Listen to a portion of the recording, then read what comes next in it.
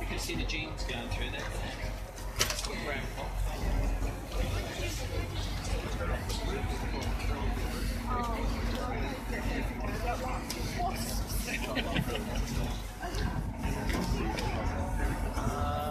Not I remember unless I was how do you know it's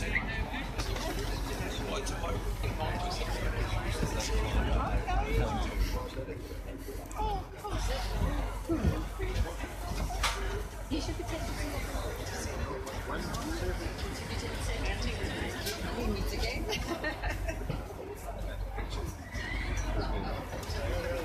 Oh yeah. I'll give you my email address. Excellent. Yeah, I'll definitely do that.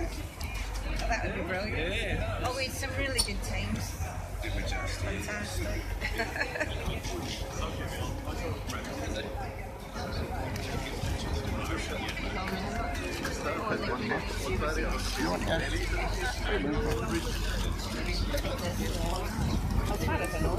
Better.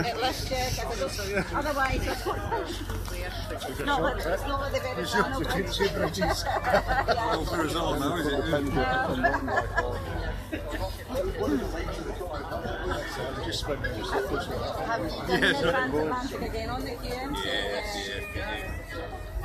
Well, good afternoon, ladies and gentlemen. On behalf of Chairman Gavin and the QE2 Story Committee, it's my privilege to have been invited to be your commentator on the way downriver to the Titan Crane. A very special occasion was the launch of the QE2 on Wednesday 20th September 67, and here we are 50 years later recognising this over yesterday and of course during the course of this afternoon. I hope you enjoy yourselves. I hope that you recognise very clearly the heritage. The story of the Clyde is very rich. There's a lot to tell you. I'm not going to go into it in any great detail, but just give you salient points of our points on the way down the Clyde as far as Clydebank, and recognising the 50 years between that occasion in 1967 and today, the changing nature of the Clyde and what it has meant to all of us on board. One thing that wasn't around in 1967 was the Millennium Bridge, which is now opening for us to allow the Clipper to sail downriver. In the days of the QE2 and our launch in 1967, this was very much a working area of Glasgow. The city docks was far from quiet, even although it was quieter than it had been for some years. The Clyde was in decline, but still recognisable as a working river, with funnels of all descriptions from the British Merchant Navy that were recognised throughout the land, throughout the world, and throughout the seas of the world. Very much so. This was very much the hub of shipping activity from here to Glasgow City.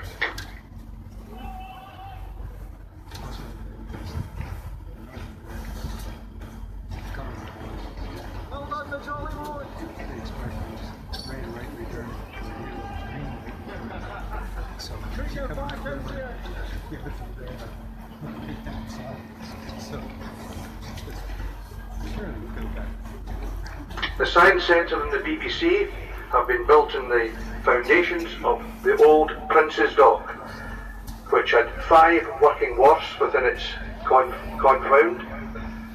Similarly, on our starboard or right-hand side, the Exhibition Centre, the Crown Plaza Hotel and other facilities were all built on the old Queen's Dock, which had 4 working berths that could take 56 ships in the Queen's Dock and 97 ships in the Prince's Dock.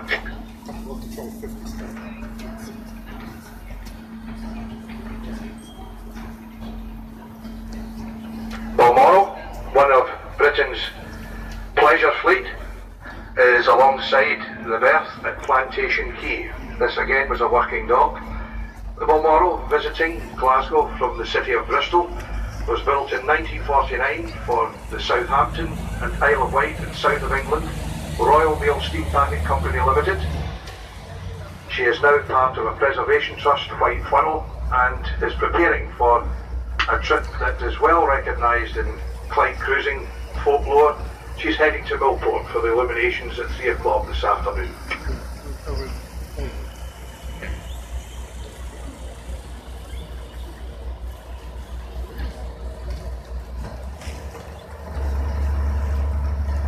At the entrance to Prince's Dock is the former Clyde turbine steamer Queen Mary, built by Denny of Dumbarton in 1933, and more than any ship in Britain, this ship can tell the story of the Clyde. She worked the river for 36 summer seasons and carried 500,000 people every summer on trips from Glasgow to the Clyde coast. She is now part of the Friends of Queen Mary Trust, a registered charity, and she will open to the public some point in 2018. She's undergoing restoration at the moment, and as I say, that ship will tell the story of the Clyde in her new form when she does open to the public.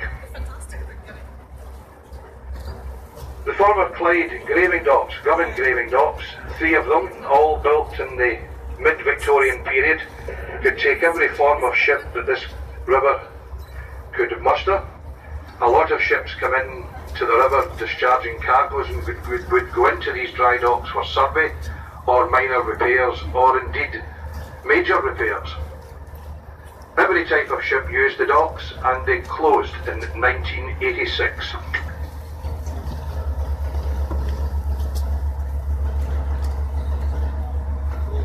The docking station for Queen's Dock is the clock tower on her starboard or right, turning in now to Glasgow's latest whisky distillery. You'll see the casks inside. I'm not sure if they're distilling at the moment, I doubt it, but they'll be up and running fairly soon. This was also the base of the Clyde Fire Brigade. The old vessel St Mungo was based here.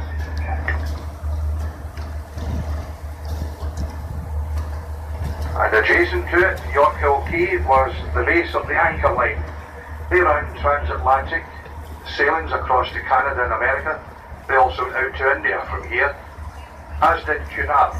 Their vessels at Dania and Alonia were well known here in the 50s and 60s, and they did cargo passenger runs from the Clyde to Canada and America as well.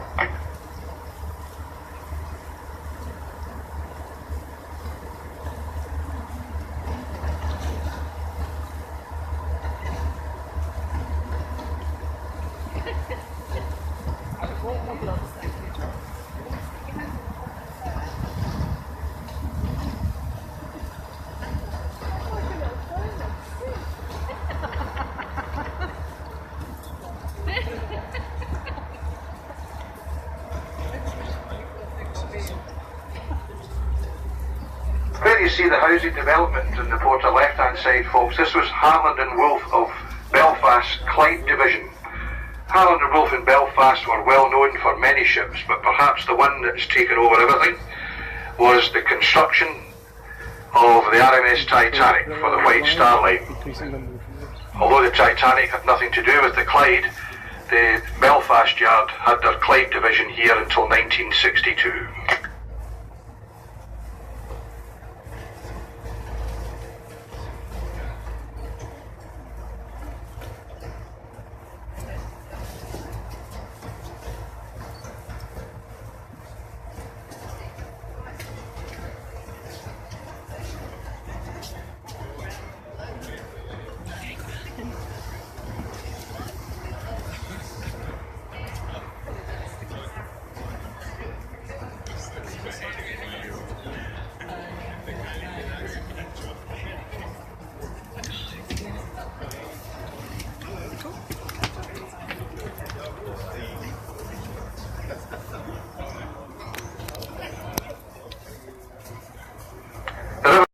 Museum is constructed on the former shipyard A and J Ingalls Point House, well known for the construction of paddle steamers, including the last last seagoing paddle steamer in the world, the Waverley.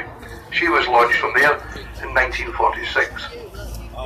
Alongside the Riverside Museum at Partick Pier, as it was in the old days, is the sailing ship Glen Lee, built in 1896 at Port Glasgow. Returned to the Clyde a few years ago and has been fully restored, not as a working sailing ship, but as Glasgow's tall ship. She is open to the public free of charge and is part of the museum complex.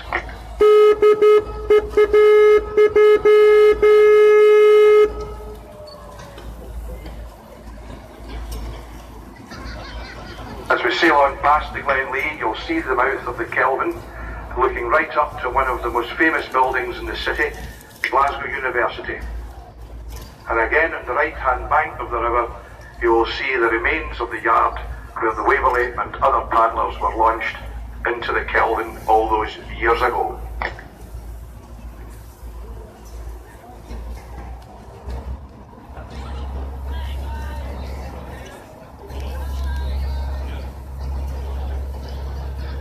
The little ferry that you see, number 8, with the yellow and black funnel, is the last of 11 cross river ferries that were centred here, right down as far as Erskine at the bridge. She again is part of the Glen Lee preservation, and she undertakes the occasional journey now down the Clyde.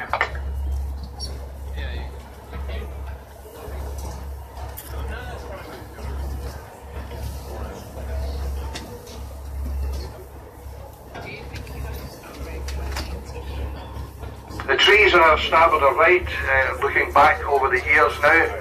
That's the old D&W Henderson shipyard, the former grounds of it. Like everything else in the Clyde, predominantly has been overtaken by modern buildings, or still to be cleared away over the old trees that once had shipyards on them. D&W Henderson were quite a famous shipyard historically. They built a lot of ships for the Anchor Line, a well-known Glasgow company.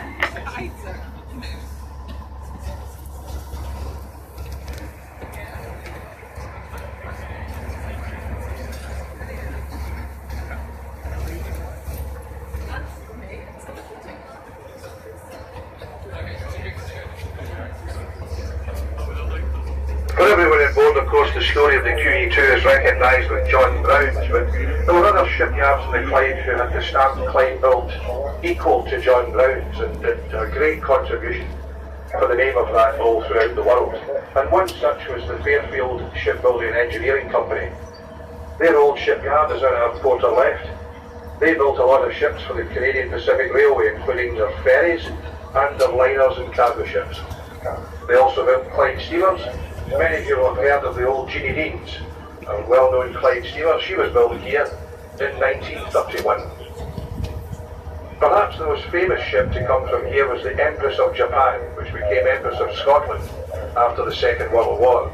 Empress of Japan came from here in 1930.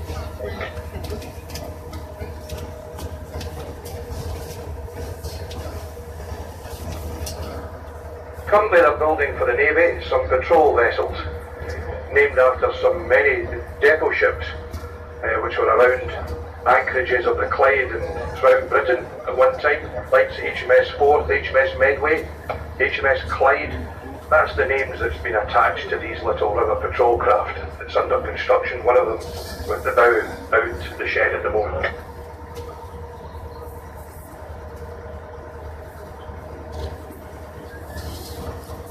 Where our friends are waving at us from these buildings was the Medicide Granary. Now, as you see, a very fine housing development with a view over the Clyde and the remaining shipyard up here. That was Medicide Granary, a working area of the river, very, very well known to down the water passengers. Many ships alongside, and also vessels from Burns and Laird. And where you see the grassy hill, this was Merplin's Lairage, where cattle were brought in. I'll refrain from telling you what happened to them once they were landed.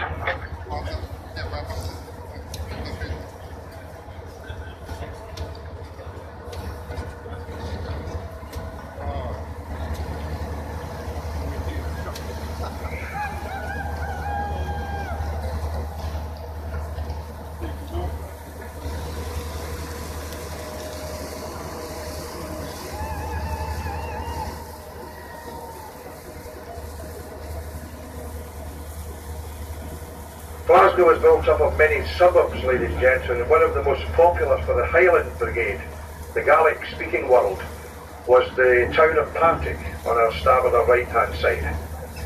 A lot of these gentlemen worked the Clyde and were known as the Highland Navy, the Skye Navy. Predominantly these men came from the island of Skye and worked the hoppers, the dredgers, the Clyde tugs, the Clyde puppers, and indeed many Clyde stewards, mostly all crewed by the Highland gentry.